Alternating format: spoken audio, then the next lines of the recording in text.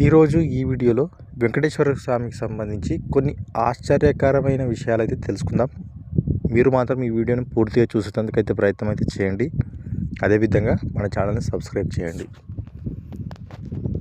ఇప్పుడు ఒక్కొక్క పాయింట్ గురించి అయితే తెలుసుకుందాము.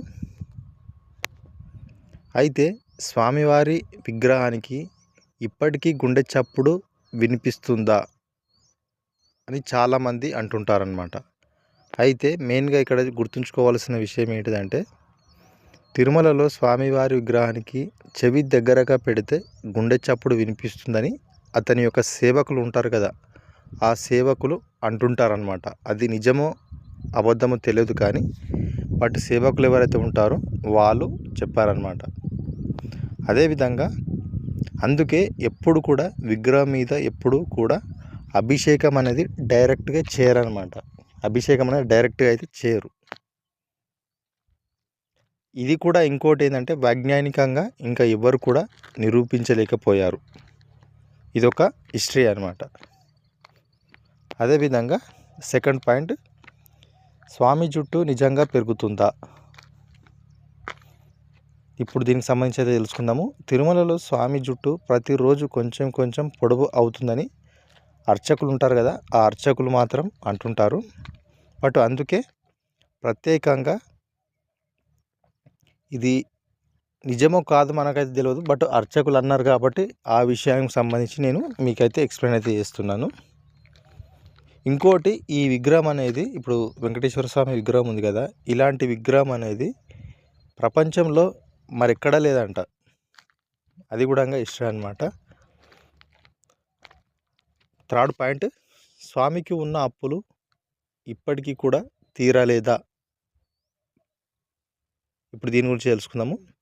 శాస్త్రాల ప్రకారం కలియుగంలో మానవులను రక్షించడానికి స్వామి కుబేరుని దగ్గర అప్పు తీసుకున్నారు. అందుకే భక్తులు వేసే ఉండి కానుకలు ఇప్పటికీ ఆ అప్పులు తీర్చడానికే అని అంటారు. అందుకే నీ కష్టాలు స్వామికి చెప్పు, డబ్బు కాదు అని అంటారు పెద్దలు.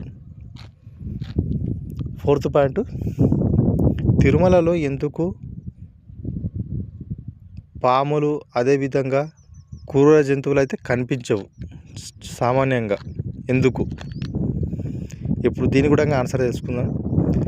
ఏడు కొండల అడవులలో సాధారణంగా ఉండే జంతువులు తిరుమలలో చాలా తక్కువగా ఉంటాయి. భక్తుల నమ్మకం ప్రకారం ఆ కొండలు స్వామి రక్షణలో ఉంటాయని చాలామంది యొక్క భక్తుల యొక్క నమ్మకం. అందుకోసమే అక్కడ క్రూర మృగాలు కూడా చాలా తక్కువగా సంచరిస్తుంటాయి అన్నమాట ఆ ఏరియాలో. అదేవిధంగా ఫిఫ్త్ పాయింట్ అంటే ఐదవది, స్వామి నైవేద్యం రోజు ఎందుకు మారుతూ ఉంటుంది? ఇప్పుడు దీనికి సంబంధించి కూడా ఆన్సర్ తెలుసుకుందాం. స్వామికి ప్రతిరోజు వేరు నైవేద్యాలు సమర్పిస్తారు. ఎందుకంటే స్వామి మనిషిలా జీవిస్తాడు అనే నమ్మకం అందరికీ ఉందన్నమాట. అందుకోసమే ప్రతిరోజు స్వామివారికి వేరు నైవేద్యాలు అయితే సమర్పిస్తారు. ఆరవది, స్వామి విగ్రహం లోపల ఉష్ణోగ్రత ఎక్కువగా ఉంటుంది అని అంటారు. అది నిజమేనా? ఇప్పుడు తెలుసుకుందాము. చల్లని కొండ ప్రాంతమైన స్వామి విగ్రహానికి మాత్రం వెచ్చదనం ఉంటుంది. అందుకే పచ్చకర్పూరం, చందనం తరచుగా వేస్తూ ఉంటారన్నమాట. ఏడవ పాయింట్, తిరుమలలో స్వామి నిద్రిస్తాడా? ఇప్పుడు తెలుసుకుందాం. ఏకాంత సేవ తర్వాత స్వామిని నిద్రకు పంపుతారన్నమాట. ఆ సమయంలో పెద్ద శబ్దాలు కూడా ఏవి చేయరు. మొత్తం మొత్తం గుడి లోపల మొత్తం కూడా పూర్తిగా సైలెంట్గా ఉంటుంది. అప్పుడు ఏమని నమ్ముతుంటారంటే భక్తులు, స్వామివారు నిద్రిస్తాడు అని నమ్ముతారు.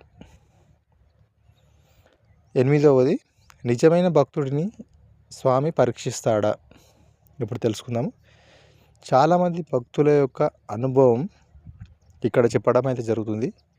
కష్టాలు ఎక్కువ అయినప్పుడు, అదేవిధంగా ఓపిక కోల్పోయే ముందు ఒక అద్భుతం జరుగుతుంది. దీనినే స్వామి పరీక్ష అని అంటారు.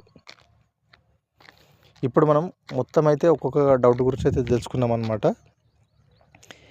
మెయిన్గా ఏంటంటే, వెంకటేశ్వర స్వామిని మనం చూడలేకపోయినా మన కష్టాలను మాత్రం ఎప్పుడు చూస్తూనే ఉంటాడు. గోవింద గోవింద. ఈ వీడియో మీకు నచ్చింది అనుకుంటున్నాను. నచ్చితే డెఫినెట్గా సబ్స్క్రైబ్ చేయండి.